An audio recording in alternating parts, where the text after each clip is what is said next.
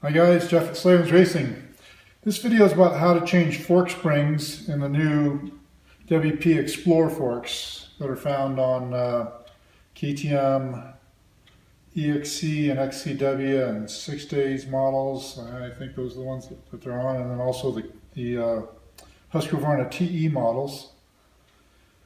And this procedure is the exact same procedure as like what's on open chamber forks or 4CS forks. So you can use this video for any of those, 4CS, open chamber forks, or this new Explor fork. An Explor fork is an open chamber fork. They claim it's an upgrade from the past open chamber fork. I have to disagree with them on that. In many ways it's a downgrade as far as the internals. Yeah, it's a plusher ride for some guys, but as far as what there is to work with inside, it's a much more rudimentary fork. But that's not what this video is about. It's just about how to change the springs.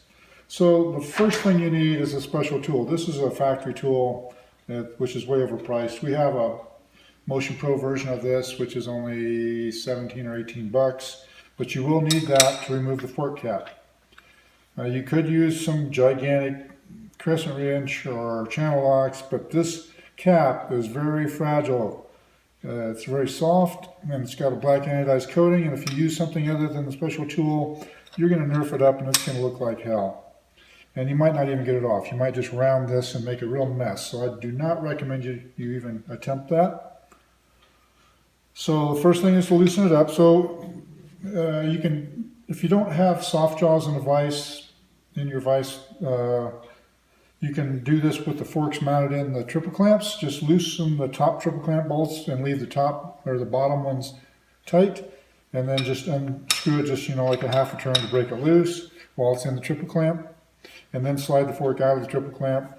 Now, a lot of guys try to change fork springs or do other fork work with the forks on the bike, and I'm totally against that. I think it's a much harder way to do it. Guys think they're saving time by taking the handlebars off and leaving the forks on the bike, but to me it's just nothing but a clumsy mess. The handlebars are constantly flopping around, scratching up your gas tank, tearing up the components that are on the handlebars. The bars are nothing but in the way. It just makes no sense to me, but do it however you want. I can remove forks off of a bike in 1 minute, and it takes maybe 5 to put them back on. So take the forks off and do it this way. It's much better, much cleaner, and I can guarantee you the factory guys do not do it on the bike. They do it this method. So you've loosened the cap, and then you can just go ahead and unscrew it. Once it gets away from the O-ring there, then it unscrews pretty easily. Guys have asked me what position these adjusters need to be in. We'll go over that in just a minute.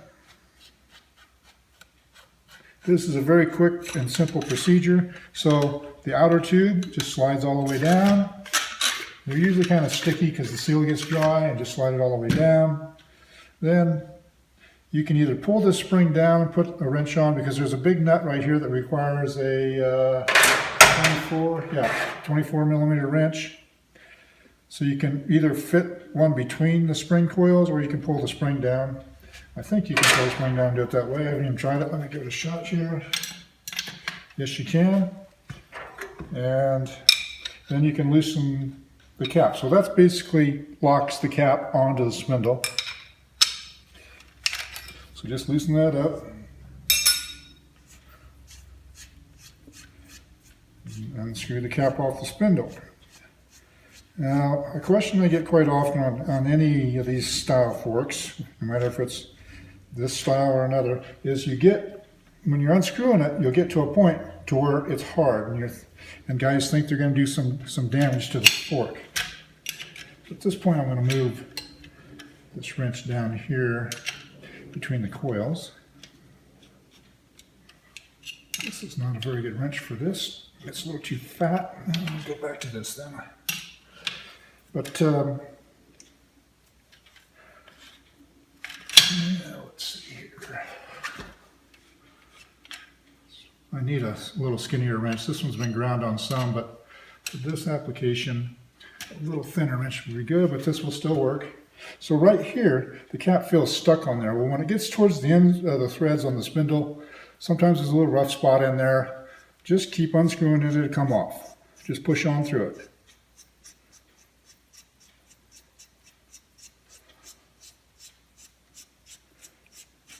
So now it's all the way off, and the spring is ready to be removed. So, unless you plan on changing the oil, if your forks are fairly new, then you don't need to change the oil. So this is about doing it without changing oil. So just pull the spring all the way up and just let it hang here for a minute until the oil drips off of it.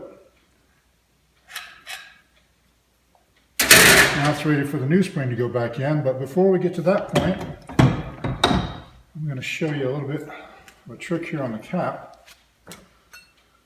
So one cap is a compression adjuster, the other one's a rebound adjuster. And these clickers work in opposite directions. So on one of them, if you unscrew it, so in here, there's this brass piece, and that fits down inside a little tube inside the spindle, and that's what controls, that's hooks into the adjuster. So on one fork cap, when you unscrew it, this draws back up into the cap. On the other one, when you unscrew it, it pushes out. That one that pushes out, you don't want that to happen because it's going to bind up the adjuster whenever you put it back together. So this one is the one that goes the opposite direction. So this is the compression side. So you got to actually turn it clockwise to pull it back up into the cap. So the other side, the rebound cap, when you would turn it counterclockwise to pull it up into the cap. But if you get confused about it, just look at that brass piece inside and watch and see which direction it's going when you turn the adjuster. It's pretty easy to remember. All right, so from here, ready for the new spring to go back in. Now here's something else that's weird. On one fork leg, when you pull up on the spindle, it's going to give you resistance like they have in the past on open chamber forks. On the other side, so this is the compression one, this one has no resistance whatsoever. Feels like it's not even hooked up. That's totally normal. It's the way it's supposed to be.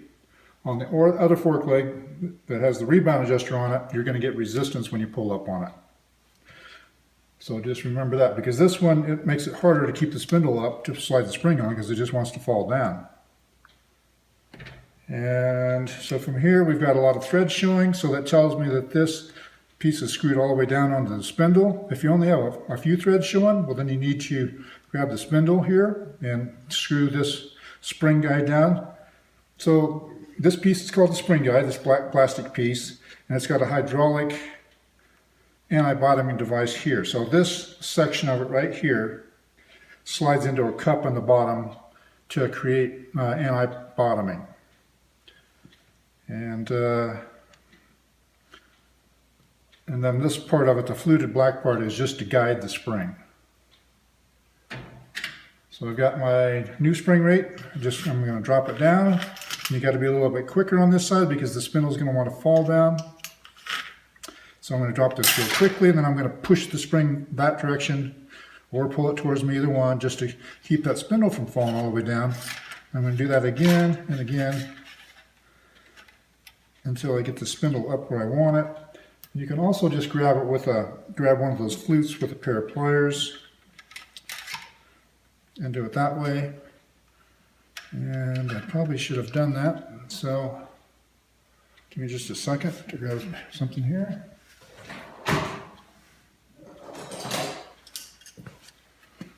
This side is a little bit trickier, so just grab one of those flutes and then you can just screw the spring down.